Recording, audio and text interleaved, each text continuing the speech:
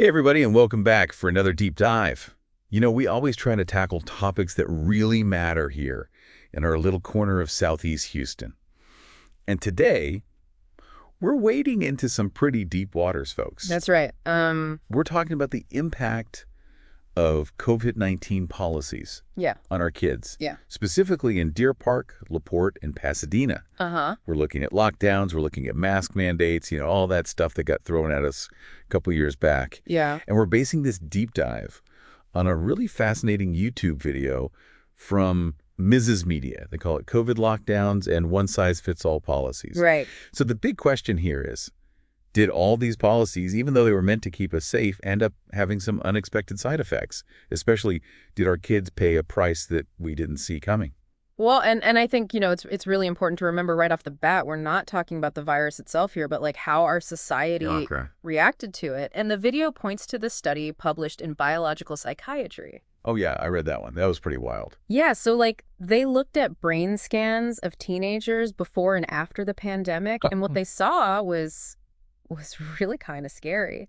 The scans that were taken like after all the lockdowns and stuff, they showed changes in the brain that looked a lot like kids who had gone through like, I don't know, neglect or violence or something. That's heavy, man. Yeah. And what's crazy is these changes, it wasn't from like getting sick with COVID. It was from like, the lockdowns, The response, yeah. the response. Yeah. Like their whole world got turned upside down. Makes you think about all the kids here in Deer Park, Right. going through that. Right. And so they found like reduced gray matter in parts of the brain that control things like emotions and decision making. And that, what does that even mean for a kid? Well, you can imagine, right? It might make them more prone to like anxiety or depression. Oh, right. Maybe even getting into risky stuff, Right. That makes sense. Yeah. And it makes you wonder, like, how many kids in our area were affected like this?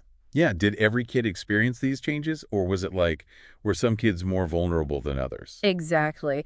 And that brings us to this whole one-size-fits-all problem with government policies and stuff. Yeah. I mean, we know that like a 70-year-old with a bunch of health issues, they're going to have a way different risk from COVID Right. than a healthy little kid running around LaPorte. Sure. But in the panic of the moment, those individual differences, they kind of got lost. Yeah. Well, yeah.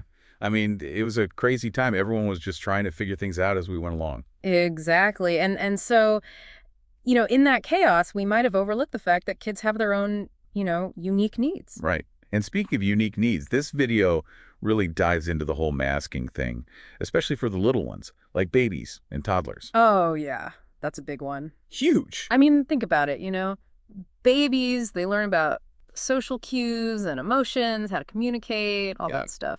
Right. Yeah. By watching our faces.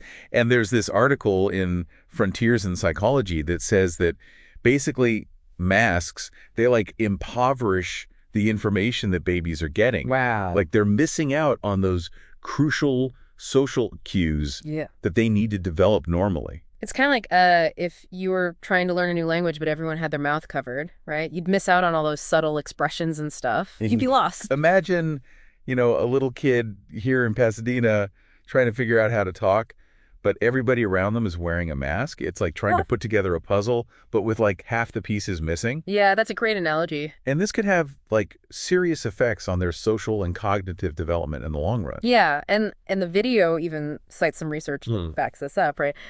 There's a study from Colombia saying that babies who were born during the pandemic, they actually scored lower on motor skills and social emotional skills compared to babies born before all this craziness started. And there's even a report in Contemporary Pediatrics that says pediatric speech disorders, they more than doubled. Wow.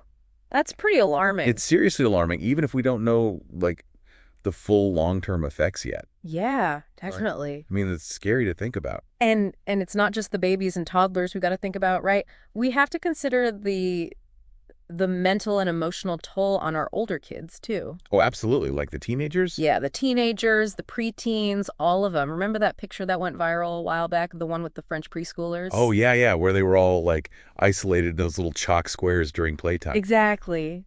That picture, it was just heartbreaking, but it really captured, how much kids' lives changed during those lockdowns. Even the CDC, they reported A more than 30% increase in kids going to the ER for mental health issues between 2019 and 2020. Wow, 30%. Yeah, That's a huge jump. it is. And, here at Deer Park and LaPorte, where our community is so tight-knit, Right.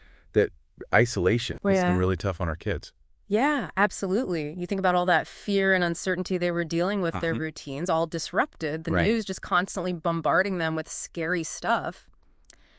It was a super stressful environment for everyone, but especially kids. Yeah, absolutely. And the video even talked about how some kids, unfortunately, they turn to some pretty unhealthy ways to cope with all that stress. Right. Things like substance abuse, which is just, Yeah. it's heartbreaking. It really is. It makes you wonder, what does all this mean for our kids' futures? Yeah.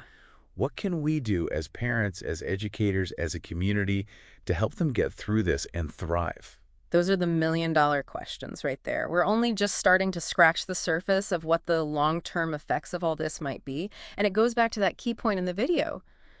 Can any policy, even one that's made with the best intentions, Yeah. truly account for what every single family needs, especially in a community as diverse as ours, with so many different backgrounds and situations? Right. It's a tough question. No easy answers. Nope, not at all. Well, this has been eye-opening, to say the least. It really makes you think about policies and the trade-offs between keeping everyone safe Yeah, and also respecting individual needs, absolutely. and especially here in Deer Park, LaPorte, Pasadena, Right. where we value freedom and community so much. Uh-huh. This is a conversation we need to keep having. What can we do as a community to help our kids? If you find these deep dives valuable, please consider supporting us at thinkandactlocally.com/donate. Links in the show notes. Yeah, thanks for listening, everybody. Thanks for joining us. We'll see you next time. See ya. Bye.